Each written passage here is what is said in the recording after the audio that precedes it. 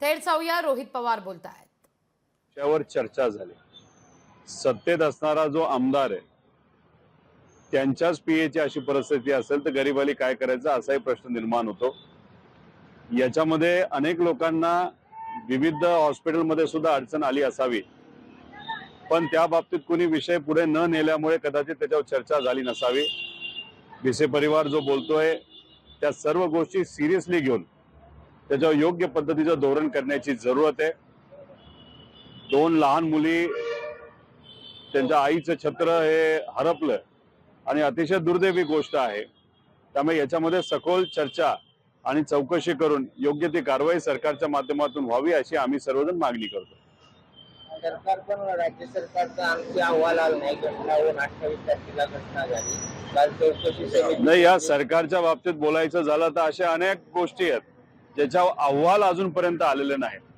अधिवेशनामध्ये सुद्धा आम्ही जेव्हा एखादा मुद्दा मांडतो त्याच्यावर चर्चा होते आणि आम्हाला सांगतात की अहवाल घेऊन आम्ही सांगतो, पण त्याच्या बाबतीत नंतर कुठलीही चर्चा होत नाही। या बाबतीत आमची अपेक्षा आहे की फक्त शब्दात नाही तर शब्दाचा खेळ हा नसावा, अहवाल हा आला पाहिजे आणि योग्य ती कारवाई शासनाच्या माध्यमातून झाली पाहिजे आणि त्याच्यावर धोरण सुद्धा केलं गेलं पाहिजे। एखादी इमर्जन्सी केस जर हॉस्पिटलला येते आणि पैसे नसल्यामुळे त्यांना दुसऱ्या हॉस्पिटलमध्ये जावं लागतं आणि जाऊसपर्यंत त्या महिलेचा नाही तर व्यक्तीचा मृत्यू होत असेल तर मला असं वाटतं की अतिशय माणुसकीच्या दृष्टिकोनातून सुद्धा फार दुर्दैवी गोष्ट आहे। दादा, राज्याच्या कृषी मंत्र्यांचा व्हिडिओ पाहणी दौऱ्यातला व्हायरल होते। शेतकऱ्यांनी कर्जमाफीचा विषय काढला। कृषी मंत्री असं म्हणतायत की कर्जमाफी करतो, पीक विमा देतो, ते तुम्ही करता काय? शेतीसाठी वापरता का? साखरपुडे करत फिरता, लग्न करत फिरता? हा व्हिडिओ प्रचंड व्हायरल होतो दादा कृषी मंत्री। आता रोज जॅकेट बदलणाऱ्या मंत्र्याला शेतकऱ्याचा फाटका सदरा कधी दिसणार?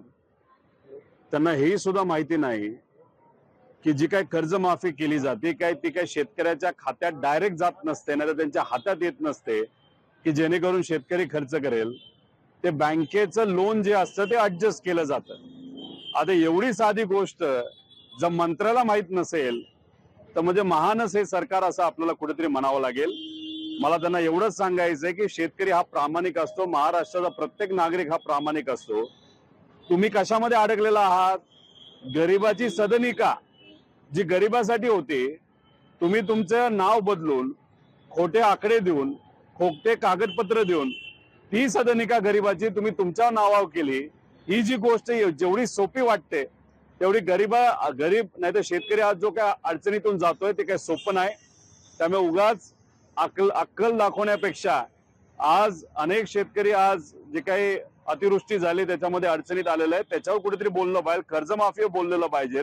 नको त्या गोष्टीवर बोलण्यापेक्षा मला असं वाटतं की लोकांच्या हिताच्या बाबतीत बोलण्याची जरूरत आहे। आता कुठेतरी सदनिकाच्या बाबतीत तुमचा बुडाखाली आग लागलेली आहे आणि आम्ही काय त्या बाबतीत शांत बसणार नाही।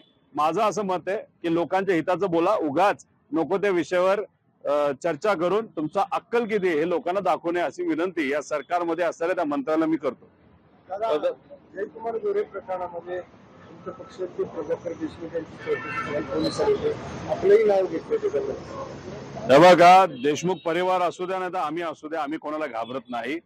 दुर्दैव असं जे आम्हाला कळतंय की प्रभाकर देशमुख साहेबांना बोलण्यासाठी भेटण्यासाठी जेव्हा पोलीस आले होते ते रात्रीच्या म्हणजे मध्यरात्री आले होते, नाही तर 1-2 वाजता आले होते। सोनवणे नावाचा कोणतरी पोलीस अधिकारी आहे, तो महिलांशी बोलायचं कसं असतं हे सुद्धा त्या सोनवणेला माहित नाही असं दिसतंय। अतिशय खालच्या लेवलला जाऊन तिथं तो बोलला। लहान मुली असताना ज्या पद्धतीने तुम्ही वागणूक मुलींना द्यायला पाहिजे, महिलांना द्यायला पाहिजे अशी कुठेही वागणूक दिली गेली नव्हती। कुठेतरी अहंकार दाखवला जात होता की कुठल्या तरी नेत्याने त्यांना आदेश दिलाय की चला कार्यकर्त्यांनो, फक्त खाकीतल्या कार्यकर्त्यांनो जा, त्याच्या घरी जा आणि महिलांना भीती दाखव। हे काम कुठेतरी त्या सोनवणेंना आणि पोलिसांना दिलं आणि तेच काम करण्यासाठी ते तिथं आले होते। न्याय व्यवस्थेवर आमचा सगळ्यांचा विश्वास आहे।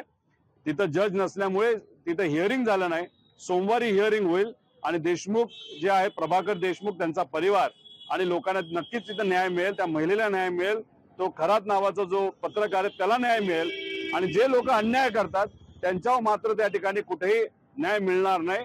अन्याय झालाय तिथं न्याय हा सामान्य लोकांच्या बाजूलीच मिळावा यासाठी आम्ही सर्वजण प्रयत्न करत राहू. दादा त्या ठिकाणी नक्की काय झालंय याची माहिती आपण घेतली आहे का? महिलेवरती खंडणीचा गुन्हा दाखल होतो, नोटांची बंडल त्या ठिकाणी दाखवण्यात आलेली आहे. हे बघा, ती जी महिला आहे मोहिते नावाची, आता त्यांना फोन आला त्यांच्या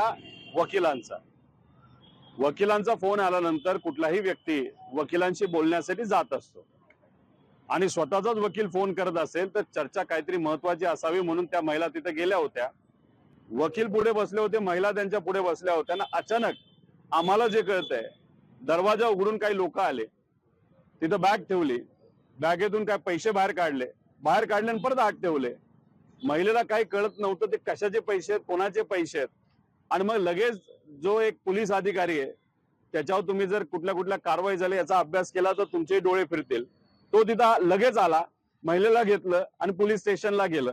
पोलीस स्टेशन मध्ये जाऊन त्या महिलेवर आणि खरा जो पत्रकार आहे त्याच्यावर इतका दबाव आणला, याचं नाव घ्या त्याचं नाव घ्या, असं फार वेगळ्या पद्धतीचं राजकारण तिथं झालेलं आहे.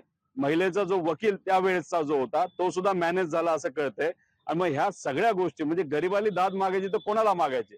पोलीस प्रशासन हे कार्यकर्त्यासारखं म्हणजे वर्दीतल्या कार्यकर्त्यासारखं नेत्याचं काम करतायत.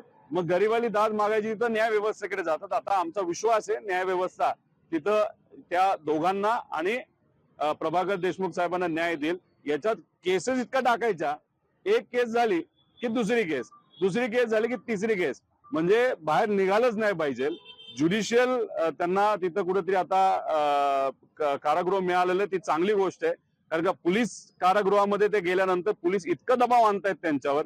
त्यामुळे आता न्याय व्यवस्था सोमवारी काय निर्णय घेत हे आपल्याला बघावं लागेल. देशमुखांचे 100पेक्षा जास्त कॉल या महिलेला झालेले आहेत आणि बरेचसे आरोप आहेत की एखादी नोटच्या फाईल करून त्याला ते अडकवणार. पुरावा असेल तर पुरावा द्या ना. आता माझं एकच मत आहे की देवेंद्र फडणवीस साहेब अधिवेशनामध्ये बोलत असताना माझं नाव घेतलं आणि सुप्रियाताईंचं नाव घेतलं. त्यांनी काय सांगितलं होतं की खरा त्यांनी बरेच फोटो बरेच व्हिडिओ हे आम्हाला तिथं पाठवलेले आहेत. तुम्ही सर्वजण पत्रकार आहात, तुमच्या समजा ब्रॉडकास्ट लिस्टवर आम्ही असू, उद्या तुमची बातमी असेल तुम्ही पाठवली तर ती 100 लोकांना तिथं बातमी जात असते. त्यामुळे ह्या छोट्या गोष्टी सुद्धा कळत नाहीत. फक्त एखाद्या विषयाचं राजकारण कसं करायचं हे मात्र बीजेपीला तिथं माहिती आहे. त्यामुळे जे पुरावे असतील तर तुम्ही पुढे आणावेत, त्याच्यावर चर्चा करायला आम्ही सगळेजण तयार आहोत. पण पुरावे नसल्यामुळे काही कोणी पुढे येत नाही. फक्त त्या महिलेवर आणि त्या खरादावर एक प्रेशर आणून नावं मात्र खोट्या पद्धतीने वदवायचं काम हे सरकारच्या माध्यमातून केलं जाते असं आमचं ठाम मत आहे. बारामती मधला एक व्हिडिओ व्हायरल होतोय, बिल नाही दिलं हॉटेलचं म्हणून हॉटेल चालकाला बेदम मारहाण केली. आपलं मेडिकल कॉलेज आहे त्या परिसरातला व्हिडिओ असल्याचं बोललं जात आहे. नाही झालं असेल तर बघावं लागेल. असं मारणं योग्य नाही आणि बिल न देता म्हणजे पैसे न देता जाणं सुद्धा योग्य नाही. पण काय झालं असेल ती शहानिशा करून योग्य ती कारवाई ही झाली पाहिजे. पण पैसे नाही दिले म्हणून बेदम मारायचं हा कुठले नाही. त्यामुळे याच्यावर जो कोणी दुकानदार असेल ना तो हॉटेल मालक असेल त्याच्या बाबतीत सुद्धा योग्य ती कारवाई ही झाली पाहिजे असं मला वाटतं. विधेयकामध्ये त्यांची भूमिका आहे आपल्या पक्षाची. पुन्हा एकदा काही खासदार गैरहजर होते का संसदेत, त्यामुळे सुद्धा काही प्रश्न होते. मला खासदारांच्या बाबतीत माहित नाही. 1-2 खासदार काही महत्वाचं काम असल्यामुळे, आजारी असल्यामुळे आणि तिथं उपस्थित नसून बाहेर असल्यामुळे ते जाऊ शकले नाही. पण मेजॉरिटी जे खासदार होते, सुप्रियाताई स्वतः तिथं पार्लमेंटमध्ये होत्या आणि याच्यात तिथं हे सगळे असल्यामुळे मला असं वाटतं की उगाच वेगळ्या विषयावर दुर्लक्ष करून चालणार नाही. जो काय कायदा आलेला आहे तो कुठेतरी जमिनी हातामध्ये सरकारच्या हातामध्ये याव्यात आणि त्या कुठेतरी उद्या जाऊन कोणातरी डेव्हलपमेंटसाठी द्याव्यात अशी भीती लोकांना आता तिथं वाटायला लागली आहे. दुसरं जर आपण बघितलं, खोलात जाऊन बघितलं तर उद्या जाऊन वाद हा समाजामध्ये वाढला पाहिजे जमिनीच्या मुद्द्यावर, चर्चेच्या मुद्द्यातून. आणि हा वाद कधीच मिटला नाही पाहिजे असा कुठेतरी प्रयत्न हा सरकारच्या माध्यमातून झालाय असं आपल्याला म्हणावं लागेल. लोकशाही मराठी ऐका, पहा, जागरूक रहा.